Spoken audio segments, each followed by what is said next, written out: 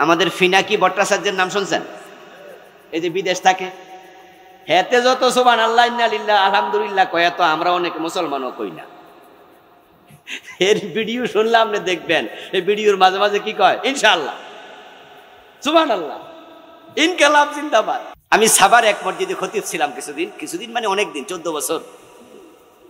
যদি আমার মাদ্রাসা ঢাকায়, জুমা পড়াতাম সেখানে। আমার মসজিদের পিছনে একজন হিন্দু দোকানদার ছিল, ওষুধ দোকানদার হিন্দু। আমি দাঁড়িয়ে আছি তার পাশে, ওষুধ কিনবো, দেখি একটা আরেকজন কাস্টমার ওষুধ কিনতেছে আমার আগে দিয়া। তো ওষুধ দেয়া শেষ, এবার আমি নেব। কাস্টমার জিজ্ঞাসা করতেছে, ডাক্তার সাহেব এই ওষুধ খাইলে রোগ সারবে তো?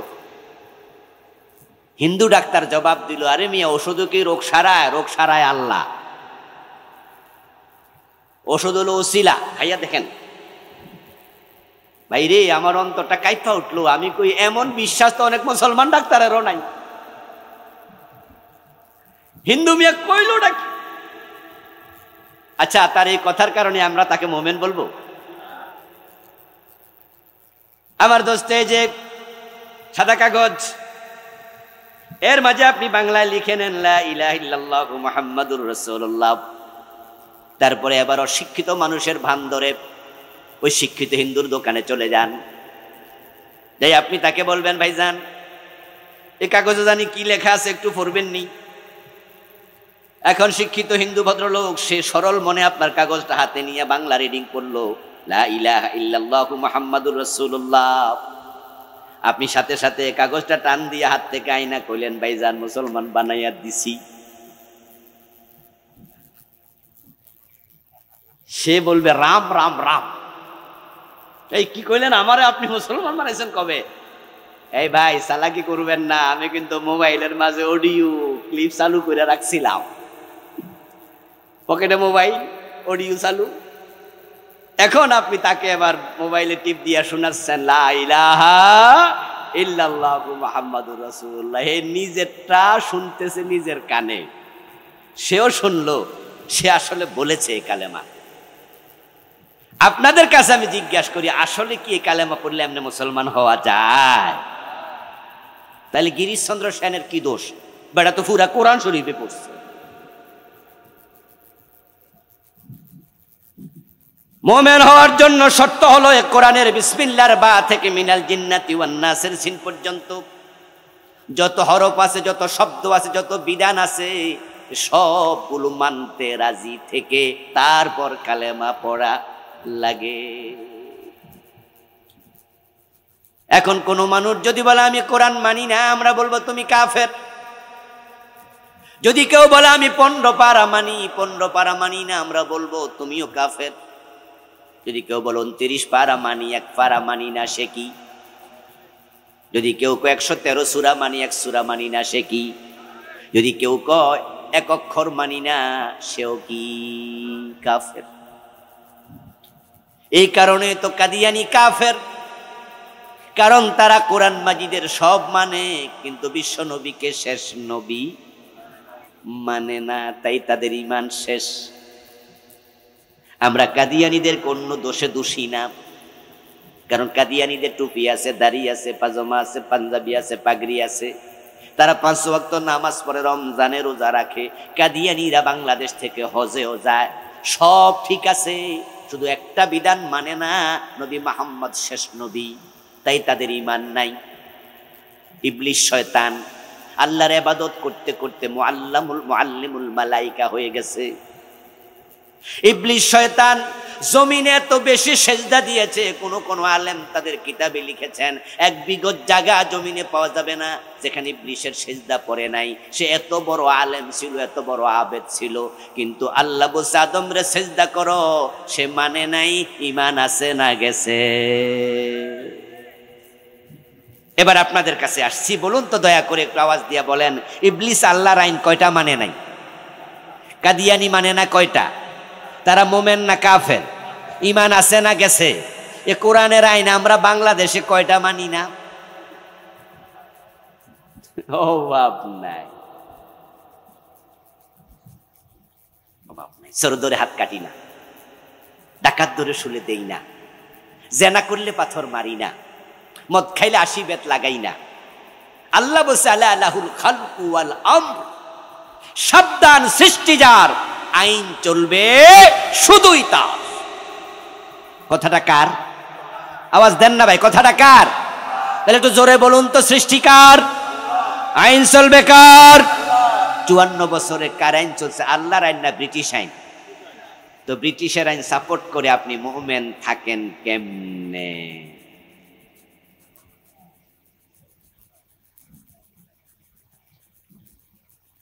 কেমনে? জোর করে, জোর করে চালাকি করবেন না।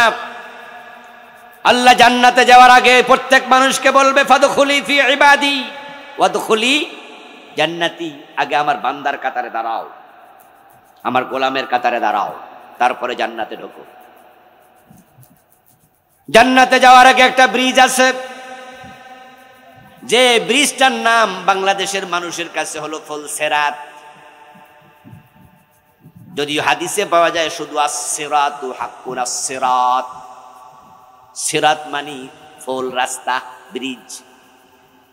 ইউদরাবুস সিরাতু বাইনা যহরানাই জাহান্নাম, এটা জাহান্নামের মেরুদণ্ডের উপরে, পিঠের উপরে বানানো হবে। আদাক্কু মিনাশ শারাব ওয়া হাদ্দু মিনাস সাইফ, এটা তলোয়ারের চেয়ে ধারালো এবং চুলের চেয়ে চিকন হবে। তার নিচে জাহান্নামের কালো আগুন থাকবে, ওইটা এত চিকন খালি চোখে দেখা যাবে না। সব মানুষ ওই দিকে দৌড়াবে, জান্নাত যেহেতু ফুলসেরাতের অপর পারে, তাই আল্লাহ বলে জান্নাতে ঢোকো, কিন্তু সে ব্রিজ পার না হইয়া জান্নাতে যাওয়া যাবে না। এখন জান্নাতে যাওয়ার জন্য ব্রিজের কাছে গেলে দেখার জন্য ইমানের নূর লাগবে। যার ইমান নাই সে ফুলসেরাত দেখবেই না, পার হওয়া তো বহু দূরের কথা, সে জাহান্নামে পড়ে যাবে। এখন ইমান যদি বাঁচাতে চান, ইমান নিয়ে মরতে চান, তাহলে 3টা কাজ করবেন না। এই 3টা কাজ সংক্ষেপে বলে আমি দ্বিতীয় অংশে যাব। ইত্তাকুল্লাহ হাক্কা তুকাতি। বিরক্ত হচ্ছেন না তো? 1 নাম্বার, কুফর করবেন না, কুফর করলে ইমানটা থাকে না। 2 নাম্বার, শিরক করবেন না, শিরক করলে ইমান থাকে না। 3 নাম্বার, নেফাকে ইতিকাদি করবেন না, যার অন্তরে নেফাক ঢোকে তার ইমান আর থাকে না। কোরআন মাজিদে যত বিধান আল্লাহ তাআলা ফরজ করেছেন, 1 নাম্বার ছিল ইকরা বিসমি রাব্বিকাল্লাযী খালাক। ইকরা ছিল কোরআন নাজিলের প্রথম শব্দ। ইকরা শব্দের অর্থ কি? পড়ো। ইলম শিখা নফল না ফরজ? এটা ফরজ। তাই লিখেছি আমরা, লিখেছে অনেক সাহিত্যিক, অনেক লেখক, পড়বেন আপনি। সকলকে আল্লাহ লিখার যোগ্যতা দেয় না, সকলকে আল্লাহ বলার যোগ্যতা দেয় না, এটা আল্লাহর সিলেকশন। আমি এমন কিছু বড় বড় আলেম দেখেছি, আমার উস্তাদদের মাঝে 2-4 জন আছে, অনেক মাহের, অনেক অমুকওয়ালা আলেম, কিন্তু মাইকের সামনে কথা বলতে পারত না। আবার বাংলাদেশে আমি এমন এক মূর্খ বক্তা দেখেছি, যে কোরআন তেলাওয়াত করলে লাহানে জ্বলি, কিন্তু হে ওয়াজ করলে হাজার হাজার মানুষ 2-3 ঘন্টা ওয়াজ করে লাই। বলার যোগ্যতা তাকে আল্লাহ দিয়েছে, আরেকজনকে দেয়নি। লেখার যোগ্যতা একজনকে দিয়েছে, আরেকজনকে দেয়নি। কিন্তু আপনারা আমার সামনে যারা আছেন সবাই লিখতে পারেন না, কিন্তু পড়তে পারেন তো। তা আপনি শিরিক কেন চিনবেন না? এই বইটা পড়তে তো আপনার 1 ঘন্টা লাগবে, ছোট্ট বই তো, 1 ঘন্টা লাগবে পড়তে, 2 ঘন্টা লাগবে। কিন্তু আপনি শিরিক না চিনে শিরিক করবেন, ইমান শেষ। কুফর না চিনে কুফর করবেন, ইমান শেষ। নেফাক না চিনে অন্তরে নেফাক ঢুকায় রাখবেন, ইমান শেষ। আর ইমান ছাড়া মারা গেলে কপালে জান্নাত। ইয়া আইয়ুহাল্লাযীনা আমানুত্তাকুল্লাহ, ও ঈমানদার আল্লাহকে ভয় করো। তাকওয়া তাকওয়া তাকওয়া, ইন্না আকরামাকুম ইনদাল্লাহি ইয়াতকাকুম। যার অন্তরে তাকওয়া যত বেশি, আল্লাহর কাছে তার মর্তবা ততই বেশি। আমাদের দেশে পীর সাহেব হুজুরদের মাহফিলে গেলে তাকওয়ার ওয়াজ একটু বেশি শোনা যায়। এটা খুবই ভালো ওয়াজ, ছাত্র জীবন থেকে শুনে অভ্যস্ত। তাকওয়া নিয়ে আপনারা সকলেই জানেন কিছু, কিন্তু আসলে তাকওয়ার প্রকৃত রূপটা কি এটা বাংলাদেশে অনেকের কাছেই অস্পষ্ট। আমাদের দেশের লোকেরা মনে করে মাথায় একটা টুপি হবে, মোত্তাকা মানে তার মুখে দাড়ি থাকবে, গায়ে একটা পাঞ্জাবি থাকবে, আর হাজি রুমাল যদি থাকে সাথে একটা তাসবিহ, তাহলে তো হে আসল মোত্তাকা।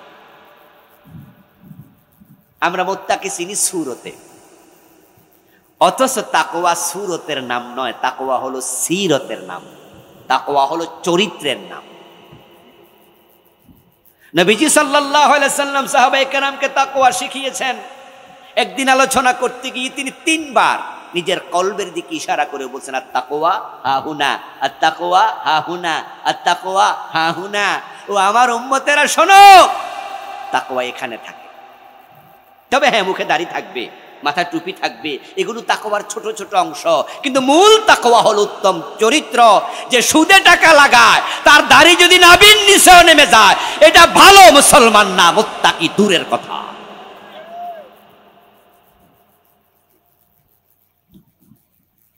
পাঁচ ওয়াক্ত নামাজ পড়ে, কিন্তু ঘোষণা দিলে পাইলে সিগনেচার করে না, এমন নামাজি ঘুষখোর অফিসার আছে না নাই? প্রতি সিগনেচারে 500, প্রতি সিগনেচারে 1000, হের ঘোষের তালিকা দেয়া আছে।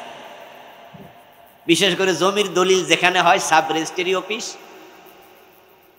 ওখানে গেলে দেখবেন যে শেয়ারেও টাকা খায়। যারা দলিল লেখে ব্যান্ডার, হেরা কয় যে ভাই আপনি যে জমি দলিল করবেন টোটাল টাকা কত জানেননি? কত ভাই হিসাব দেন? 3.5 লাখ টাকা লাগবো। তার মাঝে সরকারের ফি এত, দলিল ফি এত, স্ট্যাম্প ফি এত, তো সব মিলিয়ে দিচ্ছে 3,30,000। এবার আপনি বললেন যে ভাই 3.5 লাখ যে কইলেন, আর 20,000-এর হিসাব কই? কইটা হিসাব দেয়া যাইব না, এটা টেবিল খরচ। এই 20,000 কেডা খাইব? দূর কথা কয় না আমার ভাইয়েরা, 20,000 কে খাইব? আচ্ছা, টেবিল খায় না টেবিলওয়ালা খায়? তো টেবিলওয়ালার কি সরকারের বেতন দেয় না? তে আবার খাইব কেন? ওর কথা ছিল সার্ভিস দেবে। ঘোষ খাচ্ছে, প্রতি সিগনেচারে 500,000 ঘোষের টাকা পকেটে ঢুকায়। ইতিমধ্যে জোহরের আজান, হাইয়া আলাস সালাহ, হাইয়া আলাল ফালাহ। এবার বলতেছে, ভাইজান দিলে তাড়াতাড়ি দেন, আজান হয়ে গেছে। ভাই দিলে তাড়াতাড়ি দেন, আজান হয়েছে।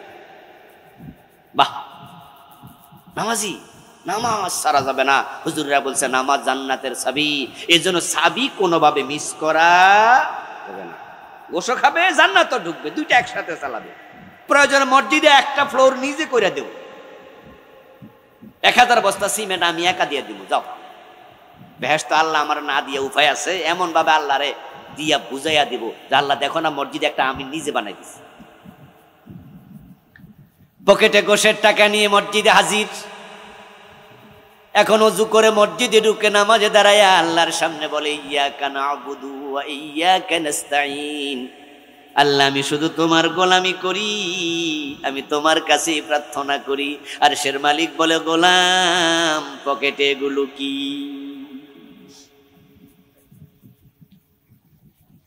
কি নিয়ে মসজিদে ঢুকেছো? পেটে কি?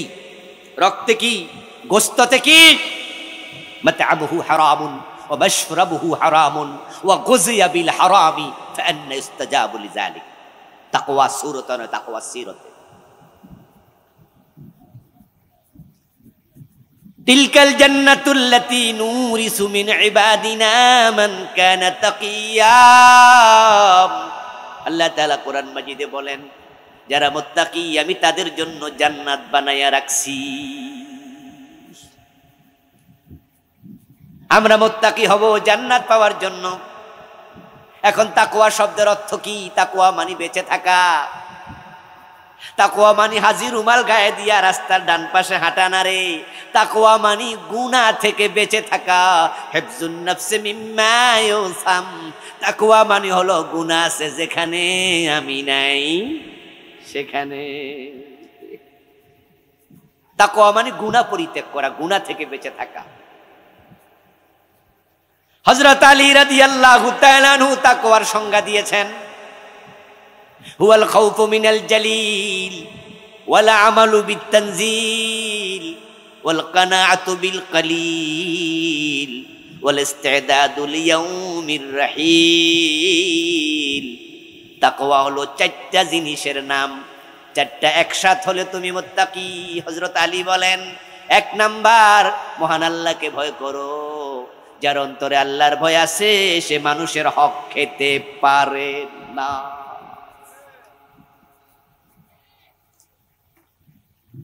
রাতের বেলায় যে আপনি 2 নাম্বার তেল 1 নাম্বার তেল মিশাইছেন, মিশাইয়া এটারে 1 নাম্বার করে চালাই দিবে। মধুর মাঝে চিনি মিশাইছে, গায়ের মাঝে লিখেছে খাঁটি মধু, অথচ চিনি মিশাইছে। দুধের মাঝে পানি মিশাইছে, কিন্তু দোকানে লিখে দিছে এখানে খাঁটি গরুর দুধ। আরে ভাই বাকিটা কোন না? এরকম লেখা আসেনি নোয়াখালী অঞ্চলে? হ্যাঁ, এই যে রাতের বেলায় পানিতে দুধ পানিতে মিশাইছেন, একসাথ করছেন, কেউ দেখে নাই, ঘরের দরজা বন্ধ ছিল, কিন্তু একজন সব দেখেছে। চিৎকার দিয়ে বলুন তিনি কে? এটা না করার নাম তাকওয়া। আল্লাহ আমাকে দেখতেছে। খাউফু মিনাল জালিল।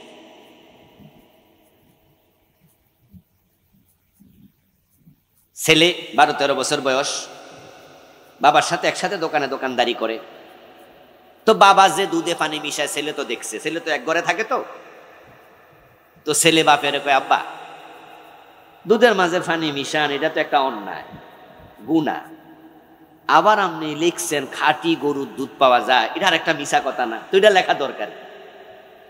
এই ফলা, তুই বেশি বুঝোস, আমি বুঝি না। আমি খাঁটি দুধ লিখি নাই, লিখছি খাঁটি গরুর দুধ। গরু তো খাঁটি, দুধ না বেজা। খাঁটি শব্দ কিসের আগে লেখছে? গরুর আগে, দুধের আগে লিখি নাই। গরুর খাঁটি দুধ পাওয়া যায়, আমি কি এটা লিখছি? আমি লিখছি খাঁটি গরুর দুধ, গরু না খাঁটি। আপনি খুব চালাক না? ওজনে কম দিছে যে আপনি নিয়ে টেরি পান নাই, যে ওজনে কম দিছে মনে মনে ভাবে, দেখছো আমি কত চালাক, বেডারে যে কমাইছি বেডা বুঝতেই। ও দোস্ত, আমি হুজুর মানুষ, দোকানে ঢুকেছি, আপনাকে বলেছি ভাই 1 নাম্বার সরিষার তেল আছে নাকি? আপনি বললেন যে হুজুর আমার দোকানে কোনো 2 নাম্বার তেলই আছে না। এমন দোকানদার এমন ভাবে কয় মনে এর মতো মুত্তাকি এলাকাতে আর নাই। আর আমি বিশ্বাস করলাম, বিশ্বাস করে আপনার থেকে আমি এই তেলটাই 1 নাম্বার মনে করে কিনে নিলাম। আর আমি বের হওয়ার সময় মনে মনে ভাবেন যে হুজুর মানুষ সহজ সরলই হয়, যা কইছি তাই বিশ্বাস করে লাগে, এরারে ঠকাইতে সুবিধা। একটু আগ বাড়িয়ে বলতেও পারেন হুজুররা কম বোঝে, একটু ব্যাক করলি হয়। আসলেও আহলুল জান্নাতে বলহন, জান্নাতীরা সহজ সরলই হয়। আমিও ব্যক্তিগতভাবে বিশ্বাস করে কত মানুষকে কত জায়গায় ঠকছি, তার কোনো হিসাব নাই।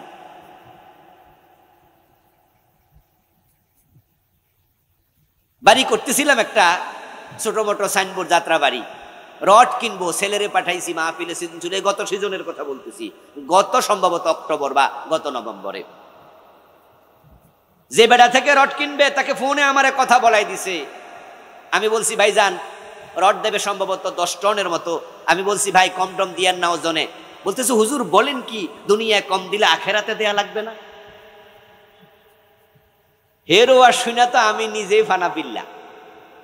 আরে এই বেটা তো আমার সে বড় মুত্তাকি রে, হে বুঝে লাইছে দুনিয়া কম দিলে কথা দেয়া লাগবে আখেরাতে। এরপরও আমি বলছি ভাই ভালো ভালো, তবে আমার বাড়ির পাশে স্কেল আছে, পুরা ট্রাক তুলে একসাথে মাপে আর কি, লোহা সহ স্কেল আছে। আপনার এখানে স্কেল আছে? বলে হ্যাঁ হুজুর। স্কেলে মেপে দেন, ছেলের কাছে কত টন হলো লিখে দেন, আমি স্কেলে মেপে মিলাবো। কিন্তু তখন সে বলে কি হুজুর যে কয়েক কেজি কম হয়, যদি কম হয় এইটাও দিয়ে দেব। আচ্ছা, এত সৎ দোকানদার থাকতে আর টেনশন আছে? টেনশন আর নাই। আমার ছেলে আনছে রাতের 12টা বা 1টা বাজে, আমি মাহফিল থেকে ফিরতেছি, আমার ছেলে মেপে বলতেছে আব্বা 2 টন কত কেজি জানি কম। 10 টনের মাঝে 2 টন কত কেজি কম, ভুলে গেছি আমি আসল সংখ্যাটা। এই কথা বলার সাথে সাথে আমি মোবাইল হাতে নিয়ে ফোন দিলাম, দেখি ফোন ধরে না, রিং হচ্ছে আর ধরে না। পরের দিন শুক্রবার ছিল, জুমা পরে আমি সাথে সাথে মাহফিল ছিল আপনাদের এই কুমিল্লা ব্লক বা নোয়াখালী ব্লকে আসতেছিলাম। নারায়ণগঞ্জের পাগলা একটা জায়গা আছে ফতুল্লা, ওখান থেকে কিনেছি। আমি ডাইরেক্ট সেখানে গেলাম। যাওয়ার আগে ওসিকে ফোন দিয়েছি। ওসিকে বললাম যে আমি আমি আসতেছি এই ঘটনা। ওসি সাহেব বললো আপনি আসেন, আমি দারোগা সহ পাঠাবো আপনাকে। যদিও শেষ পর্যন্ত আমারটা হজম করতে পারেন, আমি পেট থেকে বাইর করে আলেছি, কিন্তু তার ওয়াজ শুনে মনে হয়েছিল এই মাত্র জান্নাত থেকে আইছি। আমরা হুজুর মানুষ তো বিশ্বাস করে ফেলি, বিশ্বাস করে ঠকে যাই। তোমার কাছে আমি ব্যাককল, আমি বুঝি না, কিন্তু দোস্ত শোনো, আসলে আমি ব্যাককল নই, আমি সরল। আমি নিজেকে অন্যকে নিজের মতো ভাবি। আমি ভাবি আমি যেমন ঠকাই না, সে কেন আমাকে ঠকাবে? তোমাকে বিশ্বাস করেছিলাম, তুমি বিশ্বাসের মর্যাদা দিতে পারোনি, তুমি বিশ্বাসঘাতক, তুমি বিশ্বাসঘাতক। তাকওয়া মানে হচ্ছে খাউফু মিনাল জালিল, আল্লাহকে ভয় করো, আল্লাহকে ভয় করো। ওয়াল আমালু বিতানজিল, তাকওয়া মানে হলো আল্লাহর নাজিল করা কোরআনের আলোকে আমল করো। কোরআনে পর্দার কথা আছে? ভাইরা কথা বলে না কেন আমার ভাইরা? পর্দার কথা আছে? তা আপনার মেয়ে বোরকা ছাড়া স্কুলে যায় কেমনে? আপনার যুবতী মেয়েটা কলেজে বোরকা ছাড়া যায় কেমনে? আপনার নিজের স্ত্রী বোরকা ছাড়া হাসপাতালে, বাবার বাড়ি, নানার বাড়ি, মার্কেটে যায় কেমনে? যে স্বামী তার স্ত্রীকে পর্দা করায় না সে দায়ুস, যে বাবা তার মেয়েকে পর্দা করায় না সে বাবা দায়ুস, যে বড় ভাই তার বোনকে পর্দা করতে বলে না সে বড় ভাই দায়ুস। আর হাদিস হচ্ছে দায়ুস জান্নাতে প্রবেশ করবে না। সুদে টাকা লাগাইয়া জান্নাত খোঁজো, তুমি কিসের মোত্তাকি সাচ্ছ? প্রিয় ভাই আমার, ইমাম সাহেবের পিছনের কাতারে দাঁড়ায় নামাজ পড়ে, অথচ সুদে টাকা লাগাইয়া রাখছে। সুদে টাকা এনে বাড়ি বানায়, সুদে টাকা এনে গাড়ি কিনে, সুদে টাকা এনে ছেলে বিদেশ পাঠায়, সুদে টাকা এনে এটা সেটা করে। সুদ খাওয়া, সুদ দেওয়া, সুদ লিখা, সুদের সাক্ষী থাকা সমান গুনাহ। 1 টাকা সুদ খেলে 36 বার হয় জেনার গুনাহ। মান আকালা দিরহাম রিবা ওয়া হুয়া ইয়ালাম আন্নাহু আশাদ্দু মিন 36 জিনা। 36 বার ছাড়ো বেশি। 1 টাকা সুদ খেলে 43টা বড় বড় কবিরা গুনাহ হয়। আইসারহু আন ইয়ানকিহুর রাজুলু উম্মাহ, সবচেয়ে ছোটটা হলো মায়ের সাথে জেনা করা। পাঞ্জাবি গায়ে দিলে মুত্তাকি হওয়া যায়? ওয়াল আমালু বিতানজিল, কুরআন আমল করো, কুরআন আমল করো। ওয়াল কানাতু বিল কালিল, হযরত আলী বলেন তাকওয়ার 3 নাম্বার অংশ হলো তুমি স্বল্পে সন্তুষ্ট থাকো, হালাল কম এসেছে খুশি থাকো, হারামের দিকে তাকাইও না। আর হালাল ভাবে কোটি টাকা আসলো অসুবিধা নাই। হযরত ওসমান বড় ধনী মানুষ ছিলেন, কিন্তু অনেক গরিব সাহাবীও ছিল, দিনে 1 বেলা খাইছে কিন্তু হারাম খান নাই। হারাম খাওয়া যাবে না। ওয়াল কানাতু বিল কালিল, স্বল্পে সন্তুষ্ট হবেন ভাই। আল্লাহ যা দিছে এটাই খুশি, কম দিল খুশি, পরেরটা বলেন না বেশি দিল খুশি। মাছ ধরতে গেছেন জাল নিয়া, আপনি দেখছেন যে একজন জাল মারছে, এর জাল ভুইরা মাছ উঠছে, আপনার 4-5টা উঠছে, আপনি ওইটা দেখে আল্লাহর অভিযোগ দিয়েন না, আল্লাহ হের জালে এত মাছ দিলা, আমার জালে তুমি কেন দিলা না। এটা বললে নাশুকরি হয়, অকৃতজ্ঞতা হয়। বরং আপনি বলেন যে আল্লাহ দিছো তো কিছু, এতে আলহামদুলিল্লাহ। এটা যদি বলতে পারেন লা ইন শাকারতুম লা আযীদান্নাকুম, আরেকদিন আল্লাহ বাড়াইয়া দেবে।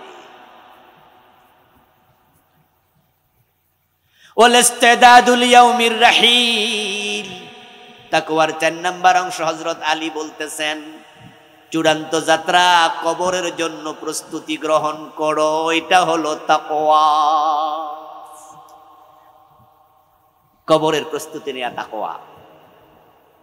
আমরা তো মনে করি এই বেটা যেহেতু তাহাজ্জুদ মিস করে না, মনে এই বেটার মতো মুত্তাকি এলাকায় নাই। এ বেটা সোমবারেও রোজা রাখে, এ বেটা বৃহস্পতিবারেও রোজা রাখে, অন্য অন্য দিনও রাখে, নফল রোজার অভাব নাই। আমরা ভাবি তাকওয়া, হ্যাঁ এটা তাকওয়ার ছোট অংশ, মূল তাকওয়া নয়। ওমর ইবনে আব্দুল আজিজ বলেন, লাইসাত তাকওয়া বিকিয়ামিল লাইলি ওয়ালা বিসিয়ামিন নাহার, ইন্নামাত তাকওয়া তারকু মা হারামাল্লাহ। ওমর ইবনে আব্দুল আজিজের নাম শুনছেন? বাবা ইসলামের পঞ্চম খলিফা, যাকে দ্বিতীয় ওমর বলা হতো। ওমর ইবনে আব্দুল আজিজ রাহিমাহুল্লাহ বলেন, রাতের বেলায় তাহাজ্জুদের বিছানায় দাঁড়ায়া থাকা তাকওয়া নয়, দিনের বেলায় রোজা রাখা লাগাতার তাকওয়া নয়। তাকওয়া হলো হারাম ছেড়ে দেওয়া এবং যত ফরজ আছে সব ফরজ আঁকড়াইয়া ধরা। সাহেবুল বাইতি আদরা বিমা ফিহি, বাড়ির মালিক ভালো জানে বাড়িতে আছে কি। এখন কে কোন হারামের সাথে আছেন এটা আমি জানি না, কিন্তু নিজেরটা নিজে। বিয়ে করছেন 40 বছর হয়েছে, এখনো বউয়ের মোহর দেন নাই, এমন কিছু লোক আসেনি? এই রামগঞ্জ অঞ্চলে সবাই বউয়ের মোহর দিয়ে দিছে না। বউয়ের মোহর আদায় করা নফল না ফরজ? তো ফরজ তরক করলে তুমি কিসের মুত্তাকি? কিসের মুত্তাকি তুমি? বাপ মরছে 5 বছর, বোন মরছে, মা মরছে 7 বছর, নিজের হকটা নিজে ঠিকই বুঝা নিছেন, কিন্তু বোনের হক দেয় না। অথচ 5 ওয়াক্ত নামাজ পড়ে কপালে কালো করে লাইছে, ভাবতেছে মরবো আর বেহেশতে ঢুকে যাবো, দৌড় মাইরা। বোনের হক আদায় করা নফল না ফরজ? তো তুমি কিসের মুত্তাকি? ফরজ তো আদায় করো না। তারকু মা হারামাল্লাহ ওয়া আদাউ মা ইফতারাদাল্লাহ। তাকওয়া তাকওয়া তাকওয়া, ইত্তাকুল্লাহ হাক্কা তুকাতিহি ওয়া লা তামুতুন্না ইল্লা ওয়া আনতুম মুসলিমুন। শেষ অংশ বলে ওয়াজ শেষ। শেষ অংশ হলো, আল্লাহর বান্দা মুমিনেরা, মুসলমান না হইয়া মৃত্যুবরণ করিও না। মুসলমান হওয়ার আগে মরতে মানা করছে কে? এখন মৃত্যু আমাদের হাতে নাকি? আজ এমনও তো হতে পারে আজকে মৃত্যু হয়ে যাবে। তাহলে মুসলমান আজকে হওয়া দরকার আছে না নাই? মুসলমান হয় তখন আল্লাহর কাছে নিজেকে পরিপূর্ণ সারান্ডার করবে যখন। ইসলাম মানি আত্মসমর্পণ করা, মুসলিম মানি আত্মসমর্পণকারী। অর্থাৎ আপনি আপনার জীবনের বটম থেকে টপ, পাকঘর থেকে সংসদ ভবন, ব্যক্তি জীবন থেকে আন্তর্জাতিক বলয়, আপনার টয়লেটে যাওয়া, স্ত্রীর বিছানায় যাওয়া, আপনার রাষ্ট্র পরিচালনা করা, সব জায়গায় আল্লাহর আদেশ মানতে যখনই আপনি রাজি হয়ে যাবেন, আল্লাহর আদেশের সামনে মাথা নত করবেন, তখনই আপনি মুসলিম হবেন। কিন্তু আমাদের অবস্থা হলো আমরা অধিক্কা মুসলিম। আমরা মসজিদে ঢুকি যখন কোন পা দিয়ে? প্রিয় ভাইরা একটু কথা বলেন না, কোন পা দিয়ে? বের হই কোন পা দিয়ে? এখানে আমরা কেউ দ্বিমত করি? আল্লাহু আকবার বলে নামাজ শুরু করি, সালাম ফিরিয়ে নামাজ আমরা শেষ করি। ইমাম যদি ভুল করে আমরাও ভুলের সাথে একমত না লোকমা দেই? মাগরিব ইমাম 2 রাকাত পরে সালাম ফিরাইলে আমরা ফিরাবো, আমরা লোকমা দেব মাগরিবের ফরজ কয় রাকাত। ইমাম যদি আমার বাবা হয়, আমি বাবাকে মেনে কি 2 রাকাত পড়ব? বাবাকেও লোকমা দেব। ইমাম যদি আমার ফিস সাহেব হয়, উনি মাগরিব 2 রাকাত পরে সালাম ফিরাইলে আমি ফিরাবো, আমি উনাকে লোকমা দেব। আমি আল্লাহর কথা মানে, আমি আল্লাহর কাছে আত্মসমর্পণ করেছি। কিন্তু সেই আমি আল্লাহর কথা মসজিদে ঠিকই মানলাম, কিন্তু আদালতের চেয়ারে হাকিম হয়ে যখন বসি, আল্লাহর আইনে একটা মামলার রায় আর দিলাম না।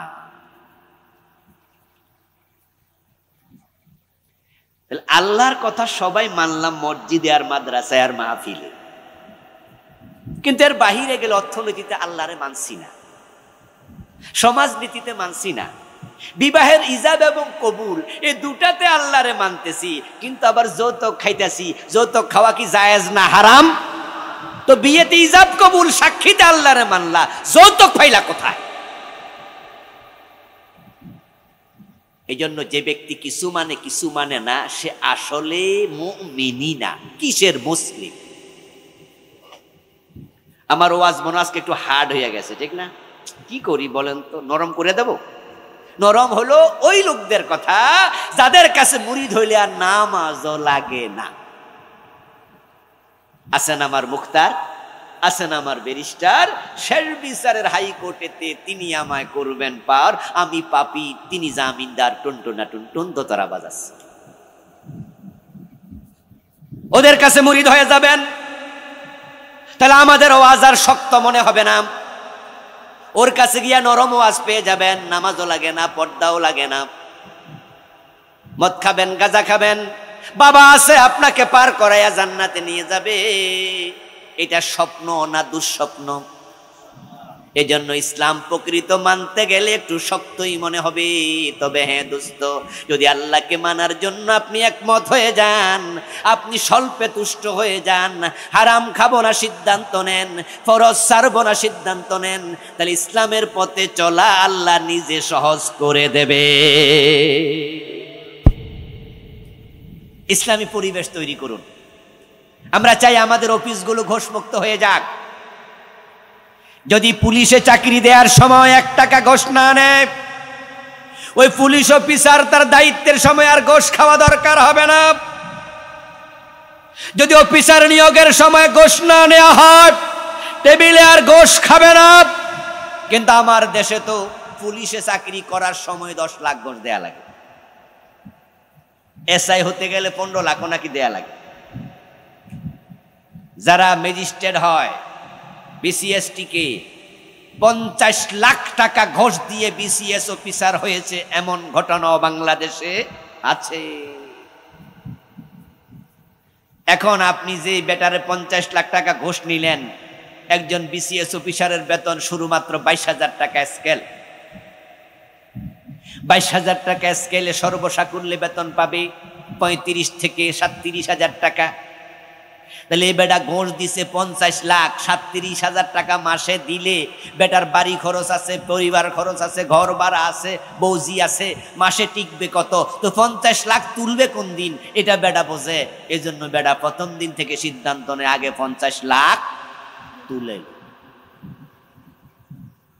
ওই পুলিশকে নিয়োগ দিতে 10 লাখ খাইছেন না? ও বেটা শুরুতে বাবা আগে 10 লাখ তুলি। যদি আপনি সৎ নেতা চান, দুর্নীতিমুক্ত সমাজ চান, তাহলে কিছু ভালো মানুষকে নেতা বানান যারা ঘোষ খাবে না।